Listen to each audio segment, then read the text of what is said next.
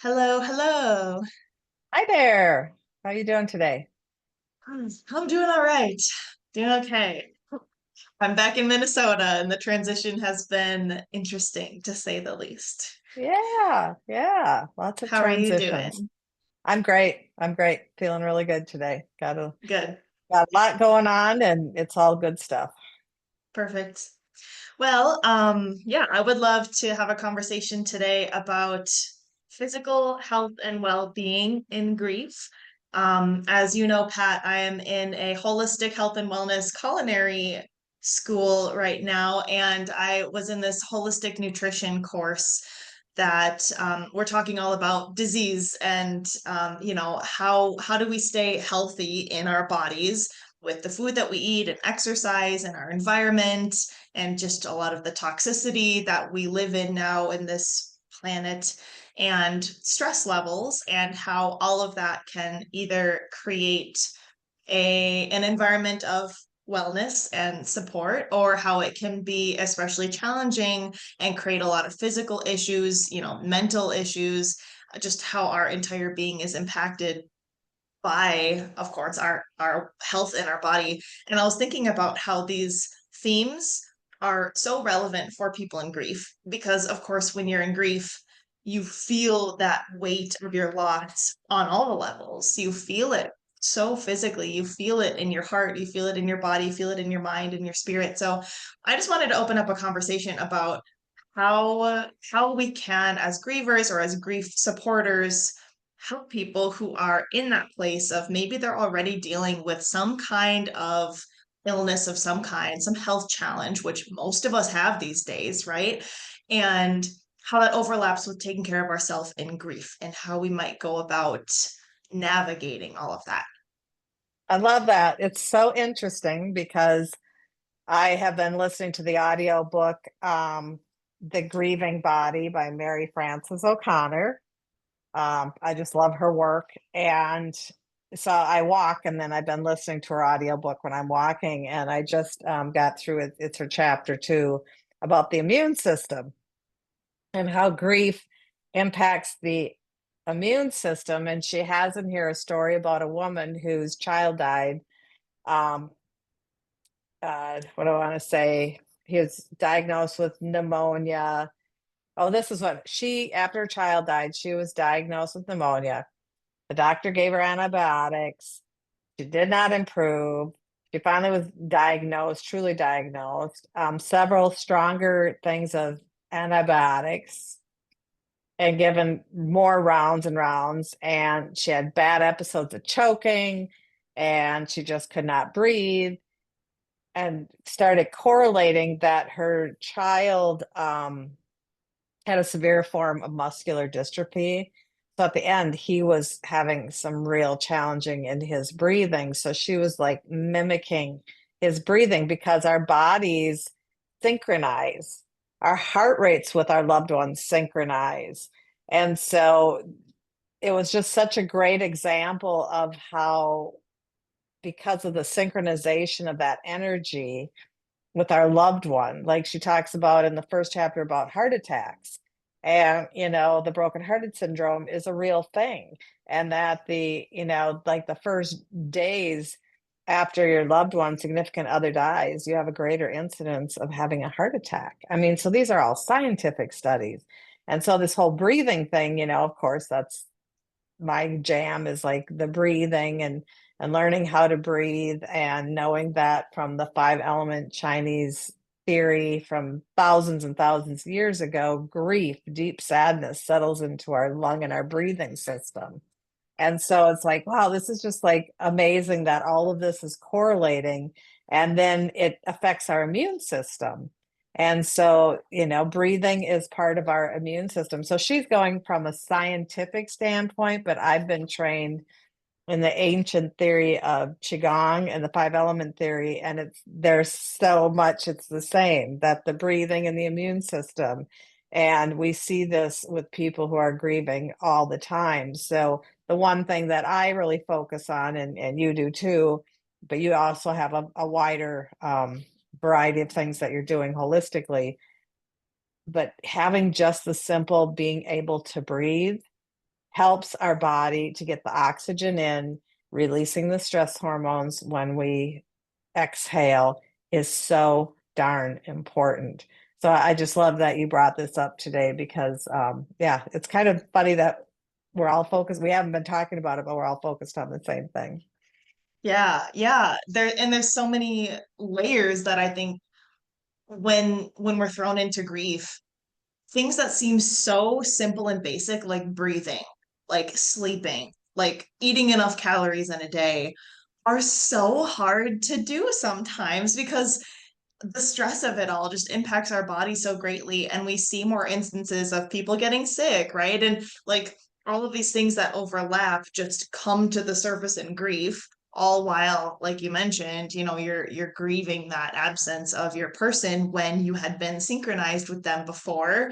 And then your whole system's just out of whack because now they're not here, and you're just, yeah, thrown into that place of course, missing them deeply emotionally, but physically yearning for them as well. Like Mary Frances O'Connor mentions in The Grieving Brain about how we have those bonds that are engraved in us, in our brain, in our nervous system, so physically. So when that's cut off, when that's taken away in our physical relationship with the person, how all of these health challenges can come up for people. Yeah, yeah. So tell me a little bit about, because I'm always curious because you're in this holistic culinary training, and you also have a background in, well, your coaching program is embodied grief support. We talk a lot about this in our certification program, but tell me like what you're learning in terms of, you know, how the our eating and some of those things can impact us physically, improve it. Yeah, for sure. So, this course that I'm in right now is talking all about metabolic diseases. So, specifically, heart disease, diabetes, and cancer. All of these things that so many people in the United States are dealing with now. Diabetes is like one of those chronic diseases that you're most likely to be diagnosed with, just following heart disease, which is the leading cause of death in the United States right now.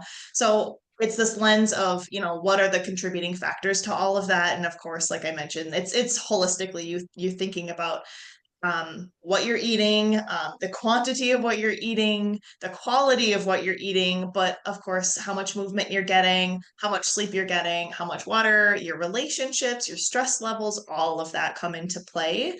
So I was thinking specifically about the food part of it because so many people have I mean, diet and what to eat is so complicated on its own, but then you throw in this huge life transition, like a big loss, and how just trying to eat anything can feel so much harder when you are deep in your healing process.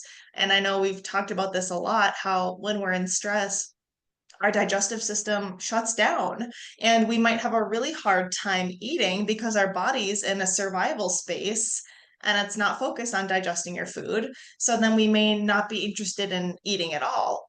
Or it might be the other end of the spectrum where we're so stressed and we're seeking those feel good, the dopamine hits of sugary foods and, carbs and crunchy things that when we eat, that can help to soothe us emotionally or soothe that stress a little bit on a hormonal level.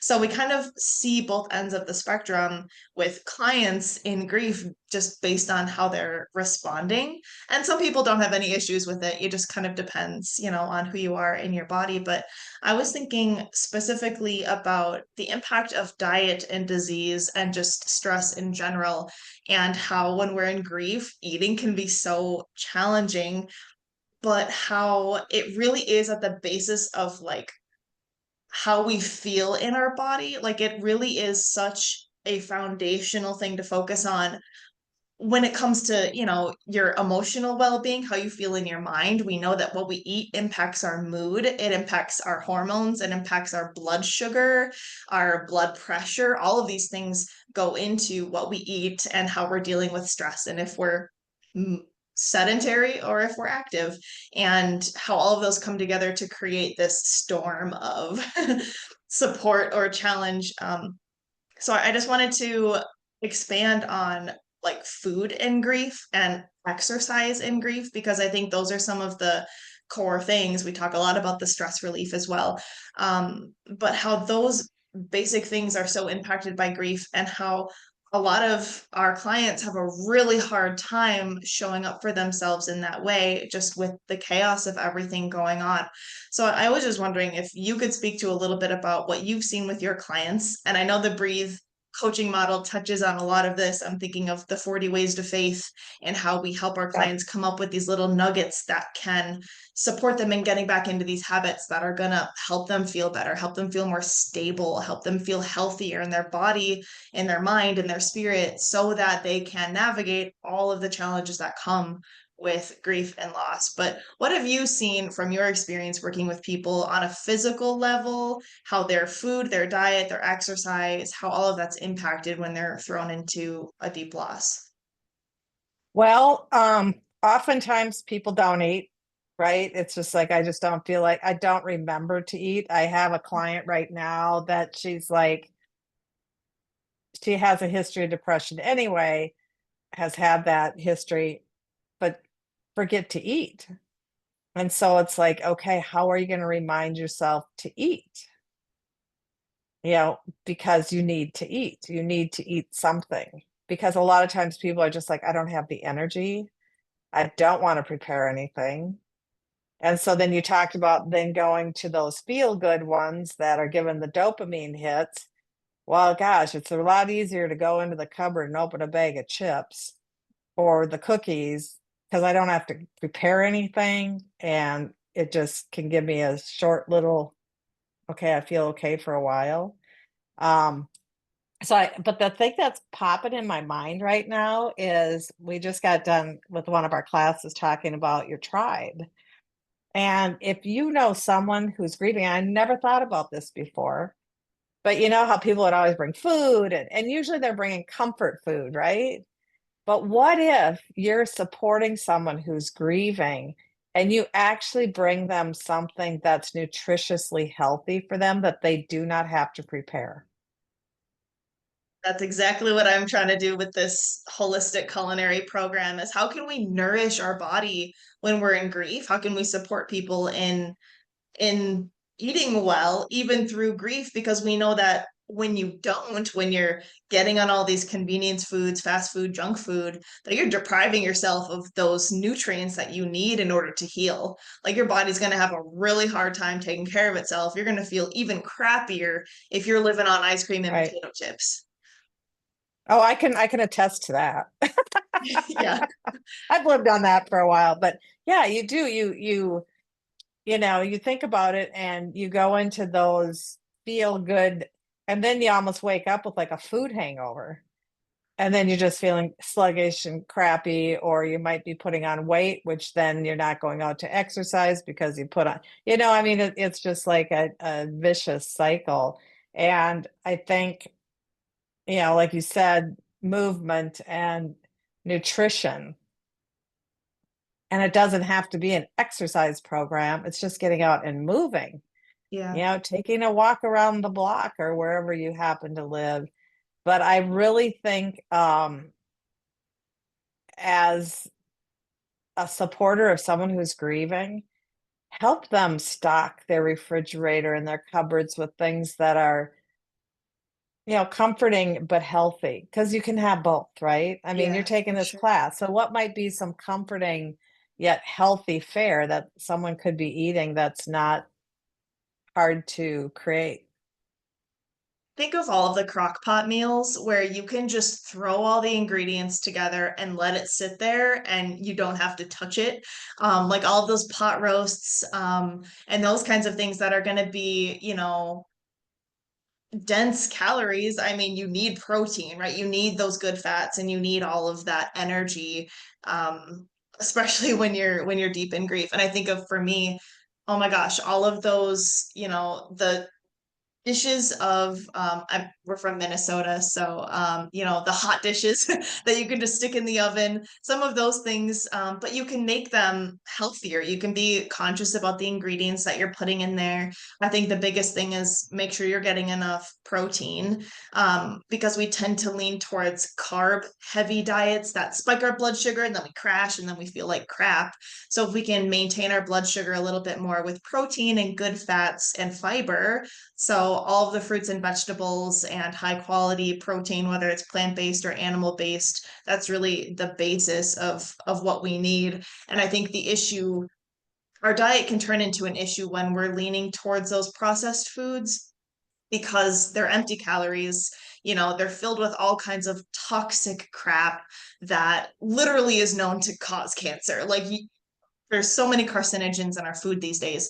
So even if we can just move away from those things and I know it's hard because they're physically addicting, right? These food systems make these foods so addicting with the salt and the sugar and the fats and all of that. So if we can just replace some of those processed foods with whole foods, with fruits, vegetables, meats, proteins, all of those grains, whole grains, not your white bread, but like rice dishes and that kind of thing, how that's going to sustain our energy and fuel our body in a deeper way that, you know, it might seem simple, even if you're just having rice and beans for dinner, because that's easy and that's convenient, but that really is doing so much more for your whole system if you were going to eat that versus McDonald's.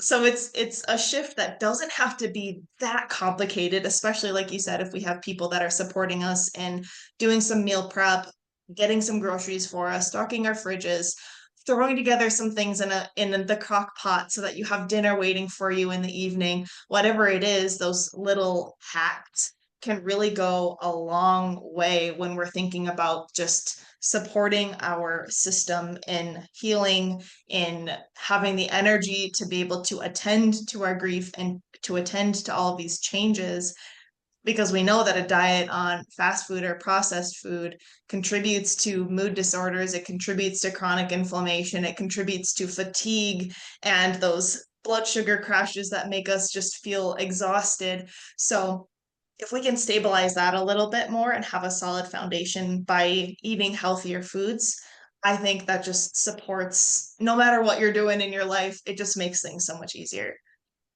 Well, and as you're talking, I'm thinking, if I'm the griever, I'm grieving. I may not give a shit.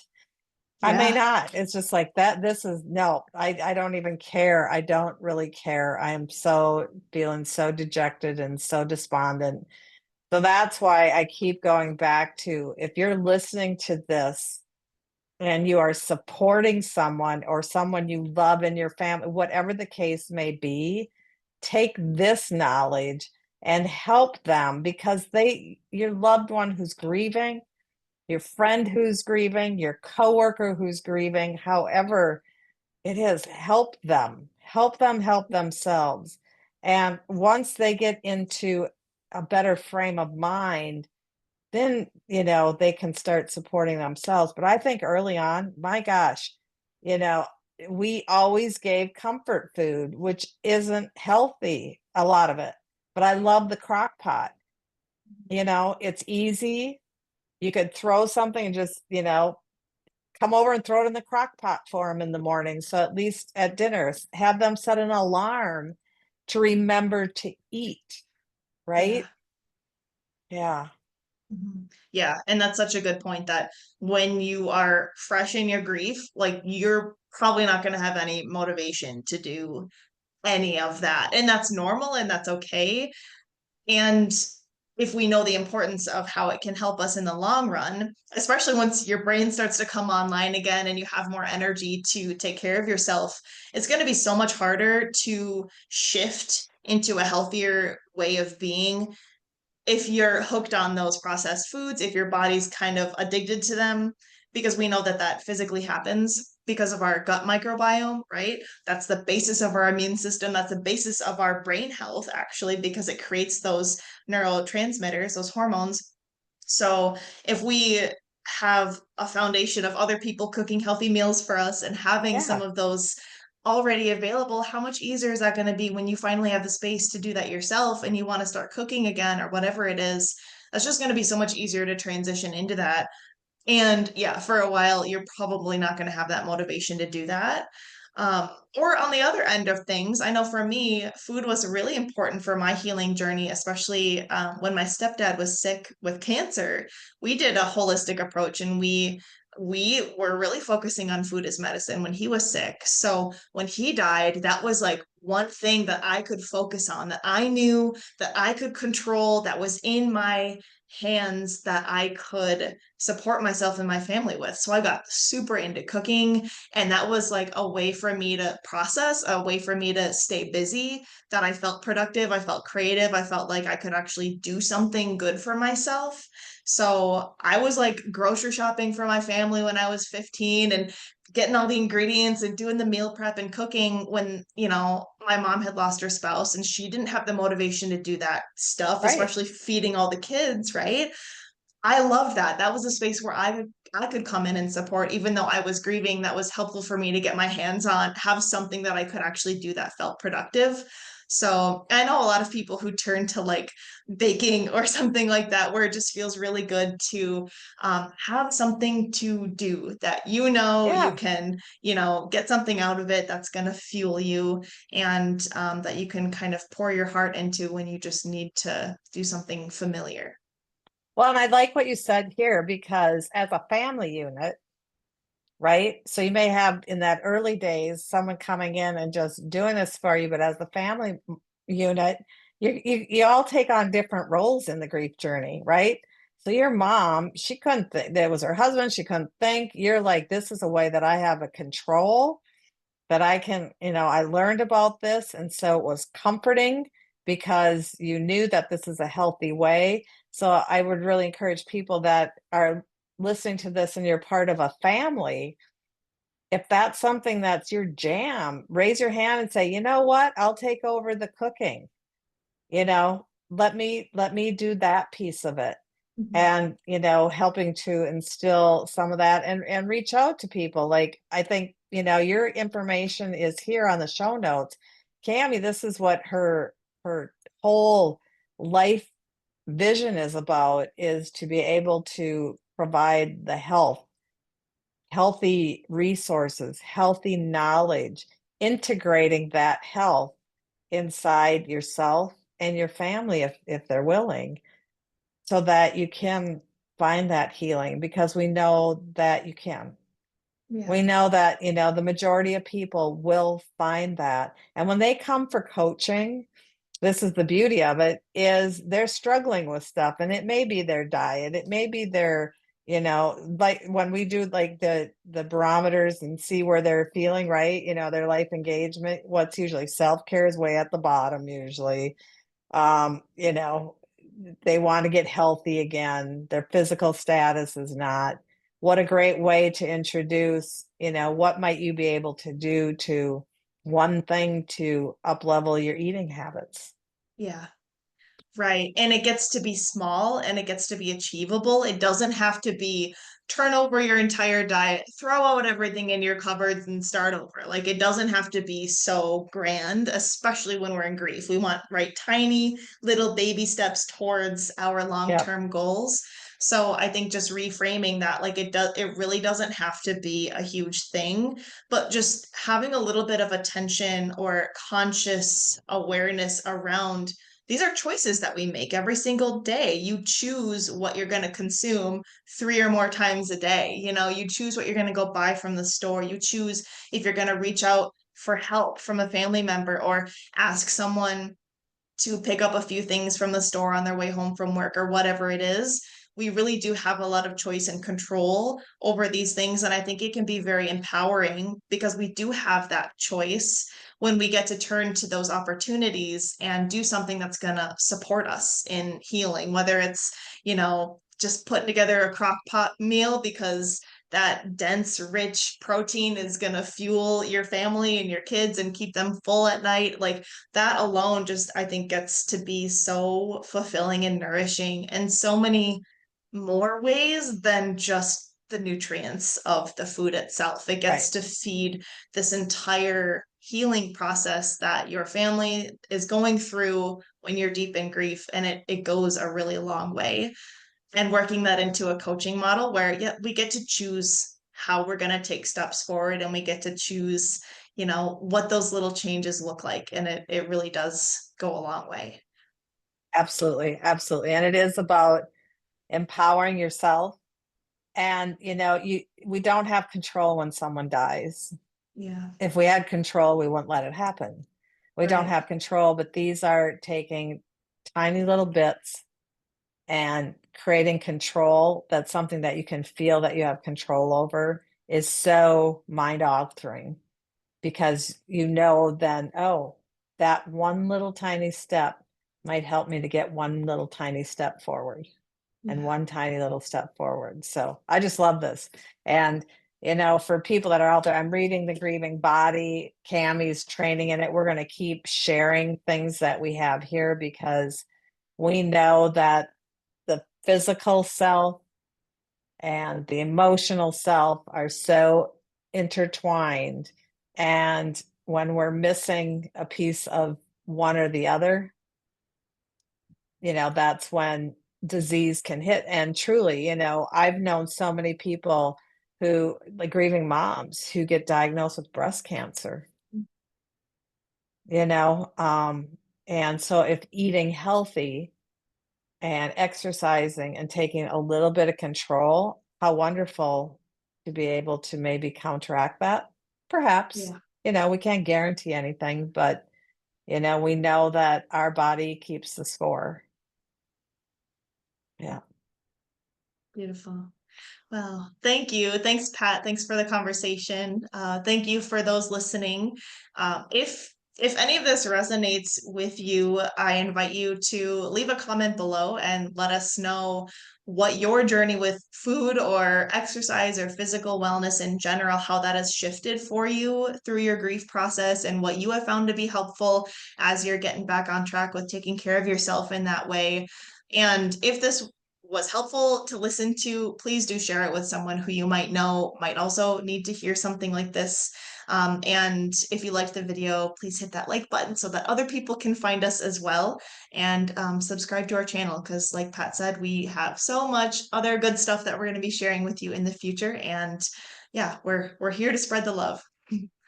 Absolutely. All right. Thanks, everybody. We'll see you next time.